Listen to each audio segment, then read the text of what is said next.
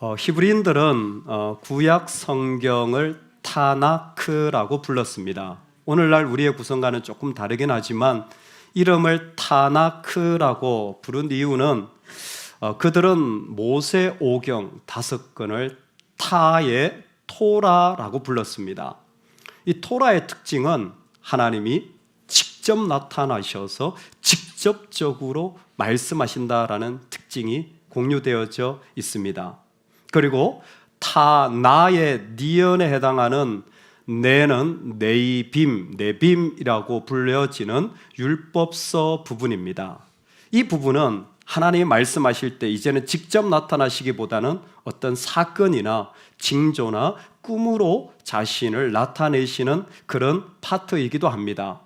마지막 크라는 것은 케투빔이라고 하여서 성문서 부분입니다. 우리가 아는 시편이나 잠언이나 역대서도 바로 이 케투빔에 속해져 있습니다. 이때는 직접 나타내시거나 아니면 어떤 징조나 일이 아니라 하나님의 통치를 통하여 다스리심을 통하여 자신을 나타낸다는 특징이 있습니다. 재밌는 것은 창세기를 이 세 권으로 압축해서 나눌 수 있다는 사실입니다. 창세기 1장에서 11장까지를 우리는 하나님이 직접적으로 현언하신 에덴 직접 말씀하시죠. 가인에게 직접 말씀하시죠. 이와 같은 일들이 있었던 성경의 장이 첫 번째 부분이라면 12장부터 35장까지는 꿈이나 징조나 어떤 현상들로 야곱이 막 사닥다리를 보고 천사가 오르락 내리락 한다든지 어떤 이런 이야기들이 그 가운데 포함되어 있는 것이죠. 그리고 36장부터 50장까지는 이제 그런 방식이 아니라 하나님이 통치하시고 다스리시는 것을 통하여 아니면 그런 사람들을 통하여 자신을 나타내시는 모습이 포함되어 있다라는 것입니다. 배경적으로 좀 한 번쯤 들어놓을 만합니다. 그랬을 때 우리가 오늘 맞이하는 37장은 하나님이 어떻게 말씀하세요? 다스리시고 지금 통치하시는 분으로 자신을 나타내고 계시다라는 겁니다. 그런 큰 그림 속에서 요셉의 이야기가 시작됩니다. 유명 연예인인 MC죠. 유재석 씨와 그와 같이 연애 생활을 하는 하하 씨가 나눈 이야기입니다. 하하 씨를 아십니까? 좀 키가 자그마하고 말을 재미있게 하시는 분인데 저는 하하 씨를 보면서 약간 본인은 그렇지 않으실 텐데 이미지가 깝죽거린다 라는 이미지가 좀 떠오르더군요. 그런데 유재석 씨한테 이런 질문을 합니다. 유재석 씨, 당신은 본인이 굉장히 MC를 잘 본다고 생각하시죠? 라고 상당히 뭐라고 할까 얄밉게 질문을 하는 겁니다. 그랬더니 유재석 씨가 이렇게 대답합니다. 예, 잘 보려고 노력합니다. 좀 당황스러운 질문인데 그랬더니 하하 씨가 본인이 굉장히 MC를 잘 본다고 생각하시죠? 아니, 잘 보려고 노력합니다. 아니요. 네, 아니요로 답하세요. 본인은 본인이 MC를 잘 본다고 생각하십니까? 아니면 잘 못 본다고 생각하십니까? 네, 아니요로 대답하세요. 그랬더니 유재석 씨가 이렇게 대답했습니다. 아니다라고는 못하겠습니다. 상당히 위트 있게 대답했죠. 잘합니까? 아니다라고는 못하겠습니다.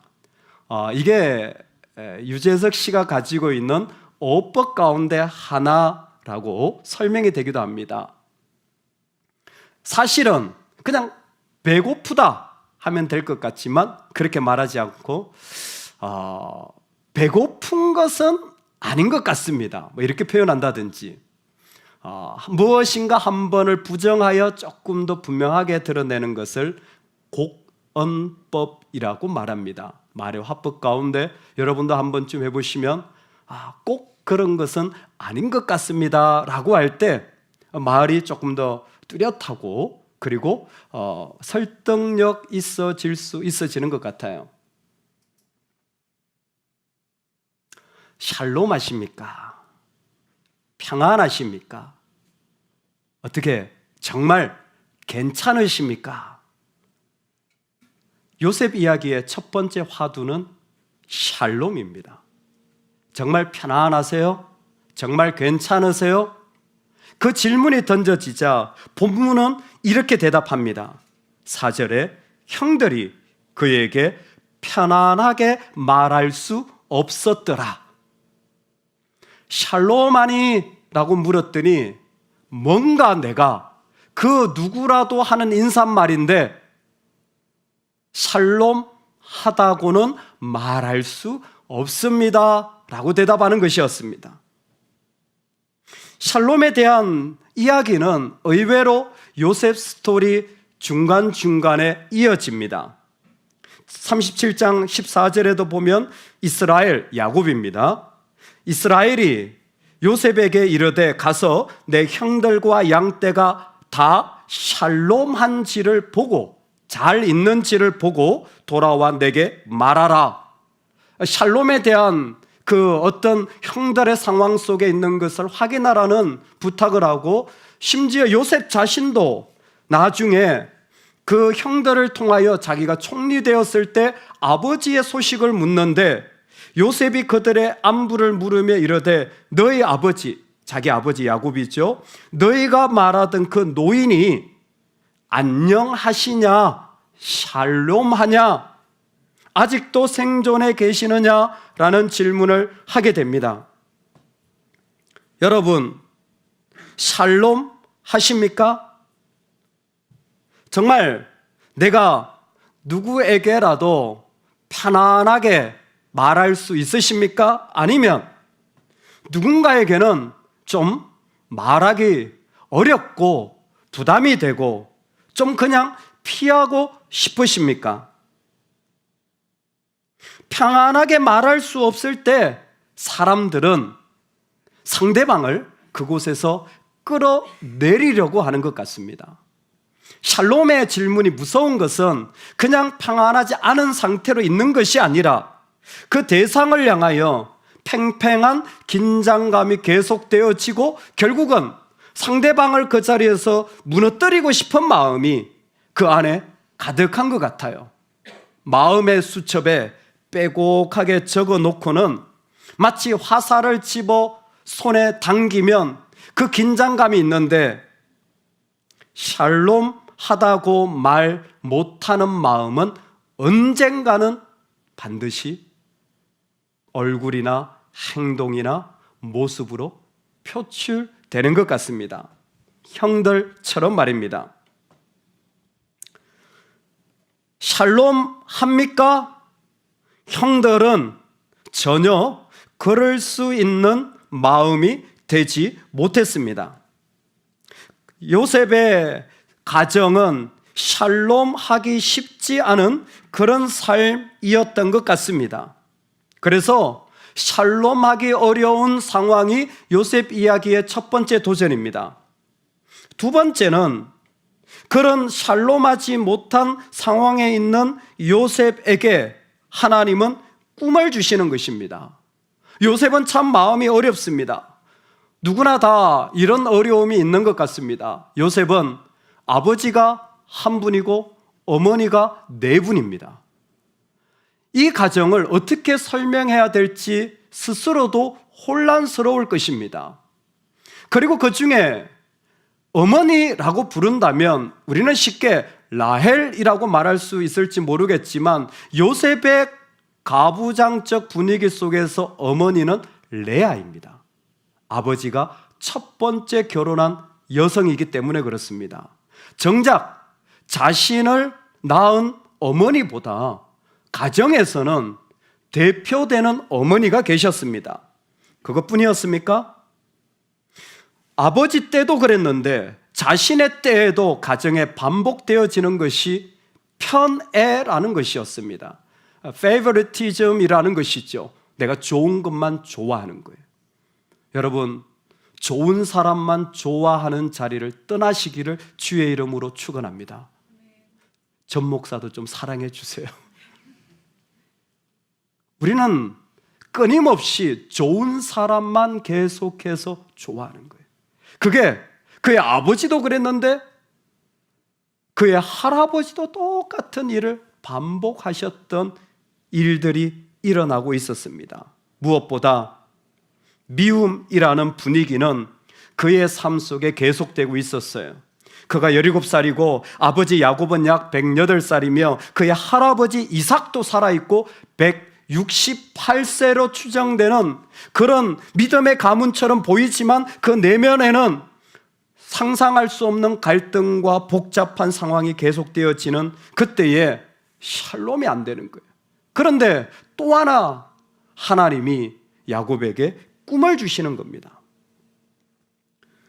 그 꿈은 곡식단을 묶더니 내 단은 일어서고 당신들의 단은 내 단을 둘러서서 절하더이다라는 이 볏짚단이 절을 하는 장면이고, 또 하나의 꿈은 해와 달과 11별이 자신에게 또 절하는 장면이었습니다. 도대체 이 꿈이 뭡니까? 왜 이런 꿈을 주시는 겁니까? 월트 브루그만은 요셉의 꿈은 그 사람이 가지고 있는 무슨 총리가 되겠다, 무슨 비전이다, 그것이 아니라 하나님의 기대다라고 설명하였습니다. 즉 하나님이 뭔가 요셉에게 기대하는 것이 있었다라는 겁니다. 저는 개인적으로 요셉의 꿈을 하나님의 약속이라고 표현하고 싶습니다. 이것은 타이틀이 아니라 하나님이 그에게 주신 메시지요, 언약의 약속이었던 것입니다. 재밌는 것은 요셉은 꿈을 꾸고, 즉 하나님의 기대와 약속을 받았지만 그 의미를 말하지는 않았습니다. 본문에서 그냥 볏짚달이 절하고 해와 달과 별이 절하는 것은 요셉의 메시지지만 뭐라고? 네가 참으로 우리를 다스리겠느냐? 그리고 아버지조차도 너와 내 부모와 형제들이 참으로 가서 땅에 엎드려 내게 절하겠느냐? 라는 것은 형제들과 아버지의 해석입니다.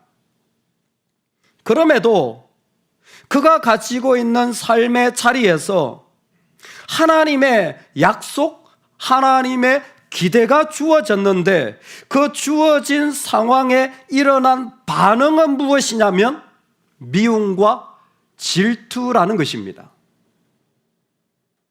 신앙생활하고 살다가 정말 어렵고 당황스러운 순간이 이런 자리가 아닐까 생각을 합니다. 나는 사랑으로 다가갔는데 그 사랑으로 다가간 자리가 어느 날 눈을 떠보니까 미움의 자리가 된 거예요. 나는 정말 좋은 마음으로 시작했는데 오히려 말도 섞기 싫은 관계로 깨어진 끝이 되어버린 거예요. 차라리 안 만났으면 하는 마음이 들 정도로 왜 이런 일들이 일어났을까라는 마음이 드는 삶의 자리를 보여주고 있습니다. 좋은 의도로 했지만 나쁜 일들이 생길 수 있을 수도 있는 것 같습니다. 선을 가지고 다가갔는데 악이 드러나고 정말 은혜롭게 시작했는데 너무나 상처난 채로 돌아설 수도 있는 것 같습니다. 요셉의 꿈은 단순히 꿈이 아니라 하나님의 기대를 품었다고 말했을 때에 그 기대와는 너무나 다른 엉뚱한 미움과 그리고 좋지 않은 갈등이 그 가운데 일어나는 것을 우리에게 보여주고 있습니다.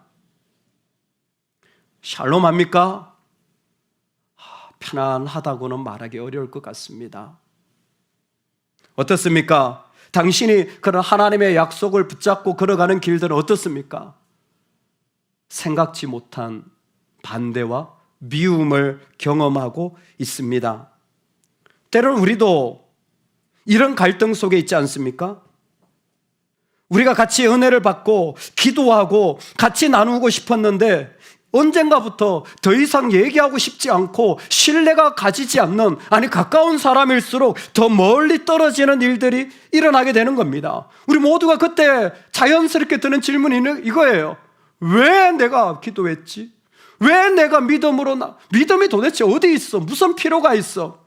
이 자리를 통하여 내가 엎드리고 예배했는데 무슨 하나님이 주시는 그런 부르심이라고 생각을 했는데 그게 다 무슨 소용이 있어? 라는 마음이 드는 자리입니다. 왜 나한테 이런 일이 생기지? 나는 믿음으로 나아가려고 하는데 라는 순간에 오늘 성경은 우리에게 꿈의 실체를 보라고 말씀해 주시는 것 같습니다. 샬롬합니까? 잘 모르겠습니다. 어떤 쪽은 샬롬하고 어떤 쪽은 좀 그렇지 못합니다. 하나님의 기대를 품었습니까? 예, 그런데 이상하게 자꾸 힘들어지고 만만치 않고 오히려 나를 지지해 줘야 될 사람들이 그렇지 못한 모습으로 깨어지는 걸 보면서 왜 이런 일이 나죠? 할 때 하나님은 요셉의 스토리를 통하여서 꿈의 실체를 보라는 겁니다. 여러분, 이 꿈의 실체가 뭡니까? 꿈의 실체가 총리가 되는 걸까요? 예, 여러 번 제가 아니라고 했습니다. 요셉의 꿈은 성공한 사람이 되는 게 아니에요. 요셉의 꿈은 영향력 있는 자리에 있는 게 아닙니다. 요셉은 결단코 처음부터 받았던 해와 달과 별이 서는 자기를 절하는 그 모습이 내가 나중에 이런 사람이 될 거야, 이렇게 성공한 사람이 될, 이런 어마어마한 걸 가지게 된 사람이 될 거야 라는 것이 아니었습니다. 이 꿈의 실체가 뭡니까? 꿈의 실체는 그가 다스리는 자가 될 것이라는 것입니다. 저는 그래서 핵심이 8절이라고 생각합니다.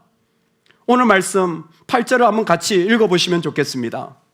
그의 형들이 그에게 이르되 내가 참으로 우리의 왕이 되겠느냐? 참으로 우리를 다스리게 되겠느냐 하고 그의 꿈과 그의 말로 말미암아 그를 더욱 미워하더니. 아멘.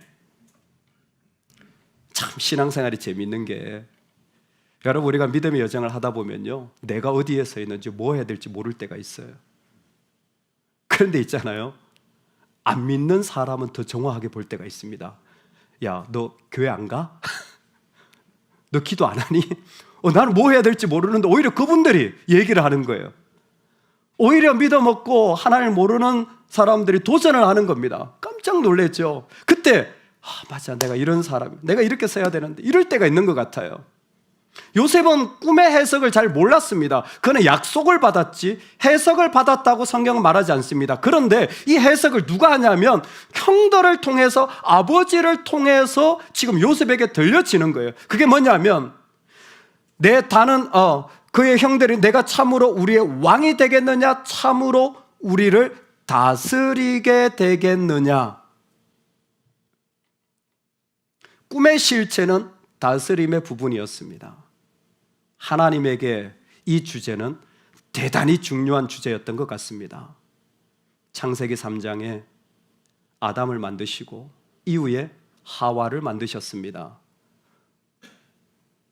하와를 만드시고 하신 말씀이 뭐냐면, 남편은 아내를 뭐 할지니라? 다스릴지니라.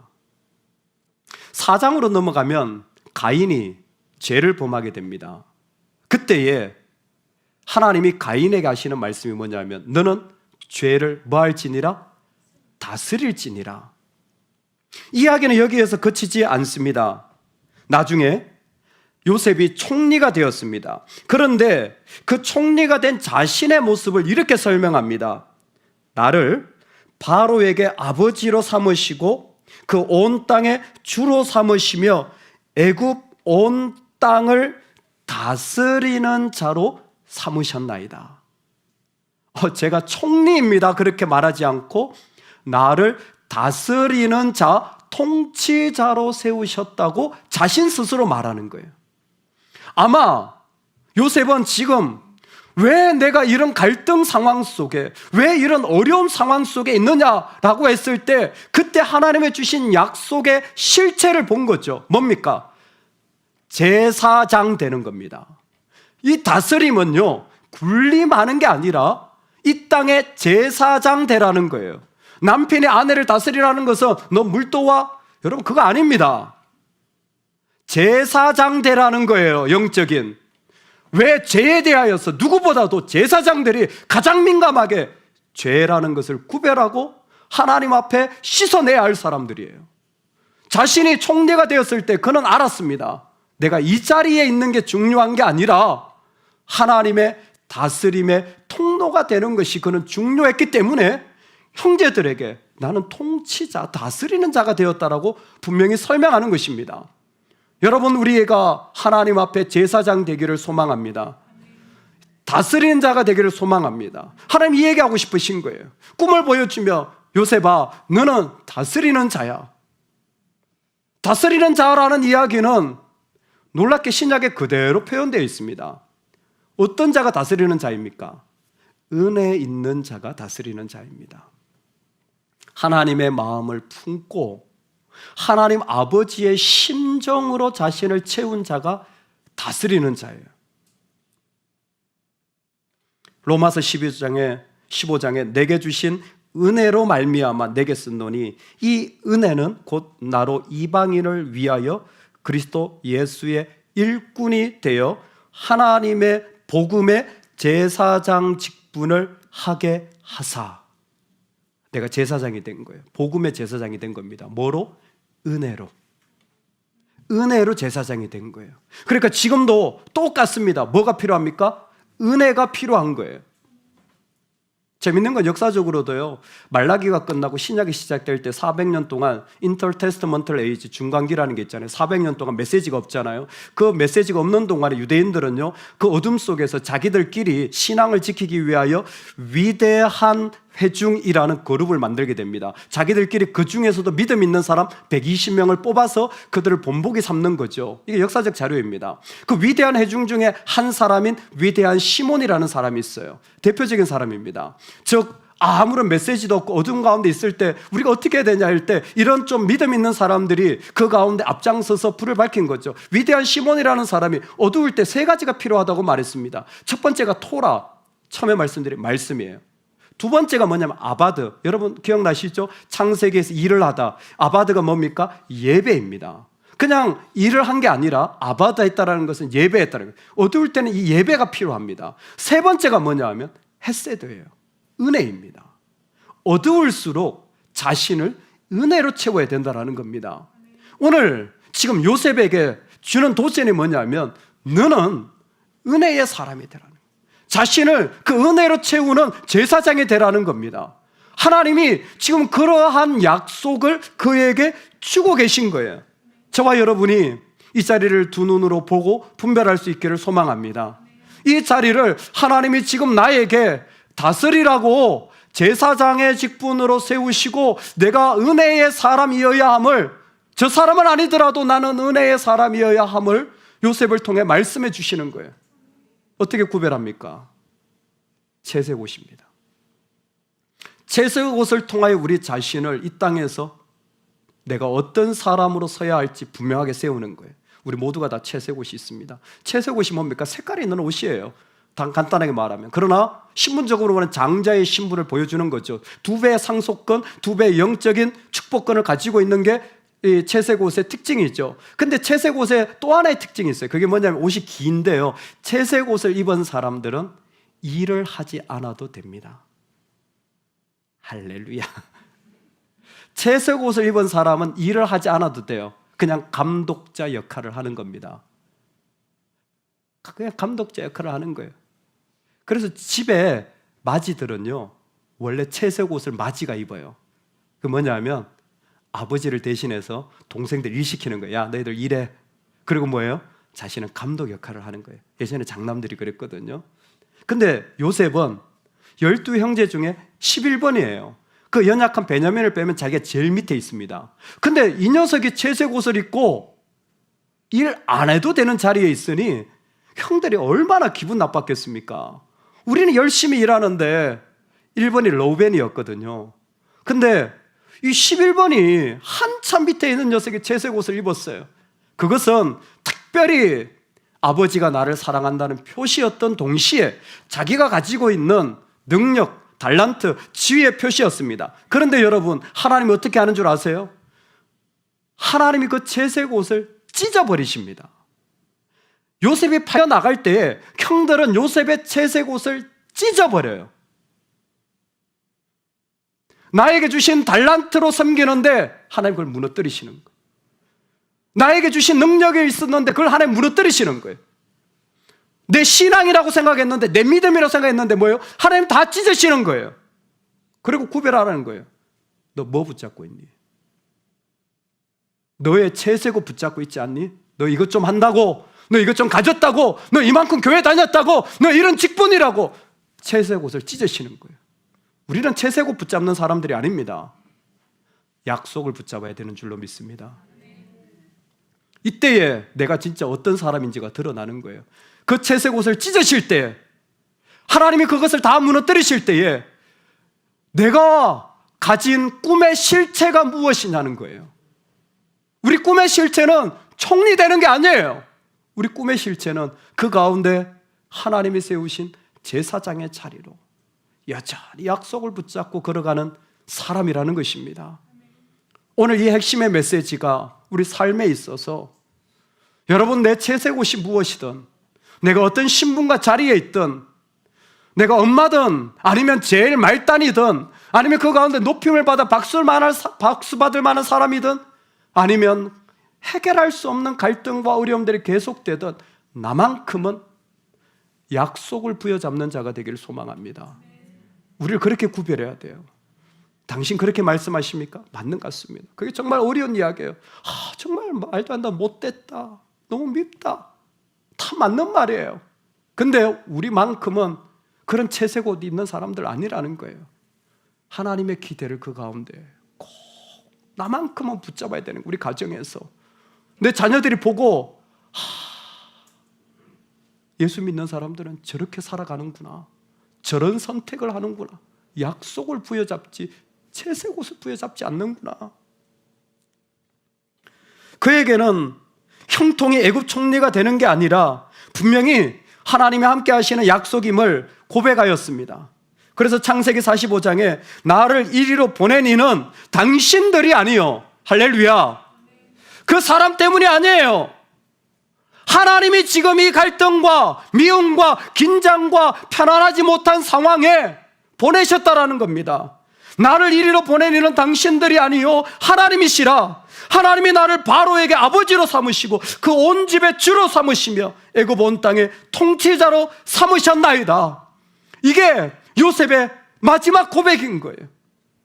오늘 우리가 이 땅을 살아가면서 삶의 자리에 꿈의 실체인 그 약속의 자리가 하나님이 나를 여기에 세우셨습니다. 내 눈에는 실패, 내 눈에 안 된 것처럼 보여도 채색옷 찢어도 저는 괜찮습니다. 남들은 그 좋은 채색옷 다 입고 있어도 나는 없지만 괜찮습니다. 왜? 나는 내 하나님이 나를 이리로 보내셨고 지금 이 자리에 세우셨기 때문입니다. 할렐루야. 그러므로 저는 두 가지를 권면드리고 싶습니다. 여러분, 끝까지 은혜이시기를 주의 이름으로 축원합니다. 따라합시다. 끝까지 은혜입니다. 죽어도 은혜입니다. 나는 은혜입니다. 예, 제사장의 핵심은 주 예수의 은혜입니다. 이것을 요셉은 그 가운데 선명하게 보여줘요. 실제로 보면 우리가 밭에서 곡식단을 묶더니 내 단을 일어서고 당신들의 단은 내 단을 둘러서서 절하더이다. 또라이 아니에요? 정신 나간 거 아닙니까? 이미 그 전에 채색옷을 입어가지고 형들이 미워했다라는 걸 그는 못 느꼈습니까? 다 느끼고 있습니다. 나를 얼마나 미워하는지, 나를 싫어하는지 요셉은 다 느끼고 있어요. 그런데도 불구하고 뭐예요? 나는 은혜로 나를 채우는 거예요. 요셉이 다시 꿈을 꾸 그 형들에게 말해 이르되 내가 꿈을 꾼 자 해와 달과 열한 별이 내게 절하더이다. 마음에 하나님의 약속이 가득한 거예요. 그러므로 이것, 그러므로 이것, 그러므로 이것. 문장 구절을 보면요, 내가 다스림을 받는 자리에 계속 꾸미는 일들이 막 붙어져 있어요. 요셉은 어떻게 느끼냐면 이 일도 저 일도 저 일도 사람들 어떻게 말할지 모르겠지만 나는 지금 하나님이 나에게 부르신 자리에 서 있는 은혜로만 보이는 거예요. 그러니까 마음에 싫어함에도 불구하고 그 말을 내뱉을 수밖에 없는 거예요. 말할 수밖에 없는 겁니다. 왜? 내 안에 은혜가 있기 때문이에요. 여러분, 미움을 담지 마세요. 미움이 없다라는 말이 아닙니다. 우리라고 왜 모르겠습니까? 근데 내가 할 일은 끝까지 은혜예요. 내 영혼을 은혜로 채워야 되는 것입니다. 내 영혼 속에는 하나님의 은혜가 있어야 돼요. 이게 왜 이렇게 중요합니까? 예, 요셉의 이야기는 너무너무 중요해요. 여기서 시작된 요셉의 이야기는 창세기 마지막까지 흘러갑니다. 여러분, 하나님이 1장부터 12장, 11장까지 그 직접적으로 나타나시고 12장에 아브라함에게 약속을 하십니다. 내가 너와 큰 민족을 이루리라. 15장에 다시 반복하세요. 하나님의 약속이 이루어집니다. 하나님의 약속이 언제 이루어집니까? 출애굽에 이루어지는 거예요. 창세기가 끝나고 왕성한 민족이 되어 흘러가는 건 출애굽 때를 통하여 드디어 일어납니다. 근데 그 출애굽의 과정에 뭐가 있냐면 요셉의 스토리가 있어요. 누구? 은혜를 끝까지 붙잡은 사람. 이게 필요한 거예요. 내가 은혜를 붙잡고 내 영혼을 채워야 될 이유가 뭡니까? 우리 가정이 출애굽해야 돼요. 내 자녀들이, 우리 교회가 이 땅에서 열방이 주님 앞에 나아가기 위하여 하나님의 놀라운 계획을 앞에 세워놓으신 줄로 믿습니다. 할렐루야. 여러분, 놀라운 계획이 있다고 있는 걸로 끝나는 게 아니에요. 하나님이 지금 부탁하는 거예요. 너는 제사장이 되어라. 어떤 제사장? 은혜를 채운 제사장. 사람들이 이렇게 말해도 너의 입에서는 은혜가 나가야 돼. 이렇게 공격해도 너의 마음엔 은혜가 채워져 있어야 돼. 그래야 내가 너를 통하여, 너의 가정을 통하여 출애굽의 역사를 이룰 수 있다. 이게 창세기의 메시지예요. 하나님은 이 창세의 결론을 통하여 하나의 민족과 온 열방과 구원의 메시지를 지금 준비하고 계신데, 우리 한 사람이 은혜로 끝까지 세워지기를 원하시는 겁니다. 두 번째는 여러분, 요셉의 이야기를 통하여 끝까지 은혜일 뿐만 아니라 내가 맏아들 되시는 은혜가 있기를 소망합니다. 내가 맏아들 되시는 은혜가 있기를 소망합니다. 먼저 약속을 부여잡는 자가 되시기 바랍니다. 11번이에요. 그런데도 불구하고 그는 그 가정에서 약속을 부여잡습니다. 꿈을, 단을, 그 모든 일들을 정말 다 알지만 그 약속을 부여잡아요. 팔려나갑니다. 약속을 부여잡아요. 억울하게 누명을 씁니다. 보디발의 아내에게. 그래도 약속을 부여잡아요.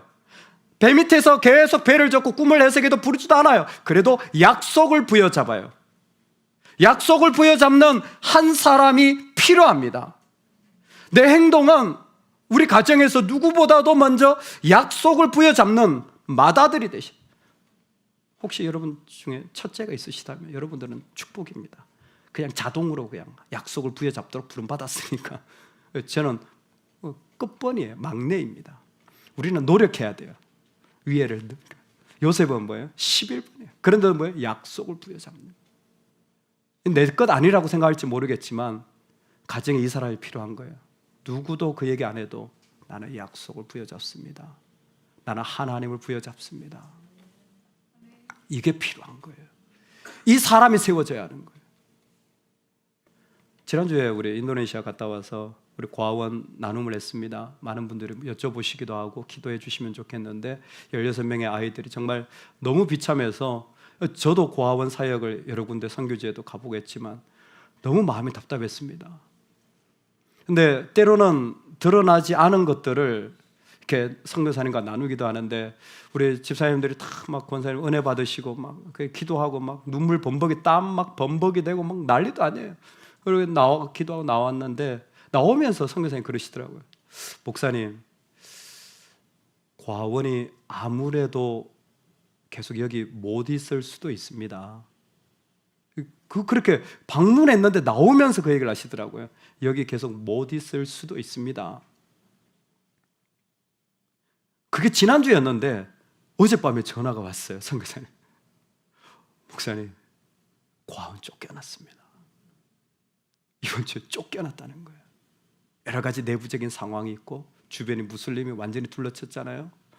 보기에는 아무렇지 않은 척 보여도 그 불편함과 어려움, 그리고 무슬림들이 폭력을 사용하면 무섭거든요.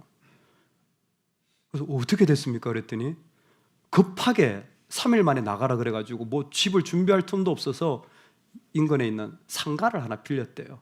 그러니까 애들이 일단 어디 들어가야 되니까 한 달에 10만 원 주고 상가를 빌렸는데, 선교사님이 목사님 어떻게 하면 좋죠? 왜 꼭 그런 어려운 질문을 저한테 물어보시고, 본인이 선교사시면서 나는 여기 목사인데 왜 그 어려운 걸 왜 나한테 질문해? 어떻게, 이걸 뭐 어떻게 방법이 있나요? 어떻게 해요? 쫓겨나면 지금 당장 갈 데도 없고. 그 질문하는 많은 어려움이 포함되어 있죠. 과원 사역은 먹이는 사역입니다. 한번 시작하면 사람을 일단 먹어야 돼요. 여러분, 한번 그냥 확 재밌게 하는 거 누구라도 할 수 있습니다. 조금만 힘내면 돼요. 근데 복음 사역은요, 계속 해야 되는 거예요. 계속 해야 되는 거예요. 그게 쉽지 않은 거예요. 선교사님들 그 고민인 거예요. 뭐 지금 당장 뭐 상가를 도와주는 건 어렵지 않습니다. 근데 앞으로 아이들 학교도 가야 되고 먹어야 되고 또 이 공간이 부족한데 어떻게 앞으로 해야 될지를 생각하면 답이 안 나오는 거죠. 하나님이 함께 하신다는 약속을 붙잡는 자가 필요한 것입니다. 답은 없지만 하나님이 함께 하신다는 약속을 부여잡을 때 우리 삶의 자리는 하나님의 자리가 되어지는 줄로 믿습니다. 사실 맏아들은 로벤이었습니다. 여러분, 로벤 아세요? 너무 요셉이 미워가지고 형제들이요, 요셉을 잡아다 구덩이에 놓고 죽이려고 했습니다. 근데 로벤이 죽이지는 말자. 왜요? 나도 이 녀석이 너무 꼴밉지만 아버지가 마음이 아프실 것 같은 거예요. 이게 마지들은 이런 마음이 있어요. 애틋한 부모를 생각하는. 난 너무 싫지만 아버지가 특별히 사랑하는 아들이고 아버지가 그렇게 애타게 그렇게 마음에 품는 그 아들인데 이 녀석이 없어지면 아버지가 너무 가슴이 찢어질 것 같은 거예요. 그게 너무 힘들어서 죽이지는 말자.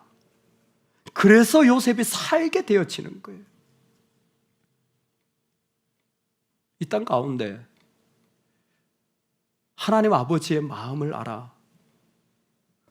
나는 그 사람하고 말하고 싶지도 않고 나는 그 일에 상관도 없을 수 있지만 내 아버지의 마음으로 인하여 나아가는 사람이 약속을 붙잡는 사람이라고 생각합니다. 하나님이 얼마나 우리를 사랑하시는지를 알고 예수 그리스도가 십자가에서 자신을 내어주시지 않았습니까? 그 사랑을 받은 우리에게 다른 건 몰라도 하나님이 나 같은 자를, 이 고집스러운 나를 얼마나 사랑하시는지를 알고 비록 나는 부족하더라도 하나님 아버지의 마음을 인하여 내가 그분으로 인하여 나아가야지, 내가 그분으로 인하여 선택해야지, 걸어가야지 하는 은혜가 저와 여러분에게 있으면 좋겠습니다. 이 땅을 살아갈 때에 샬롬하지도 않고 정말 좋은 마음이었는데 오히려 복잡한 일들이 일어날 때에 그 속에서 저와 여러분들만큼은 채색 옷을 찢어버리고 진짜 꿈에 내 신앙의 실체가 뭔지를 들여다볼 수 있기를 소망합니다. 우리는 끝까지 은혜 있기를 소망합니다. 끝까지 약속을 붙잡는 제사장 되기를 간절히 축원합니다. 아멘.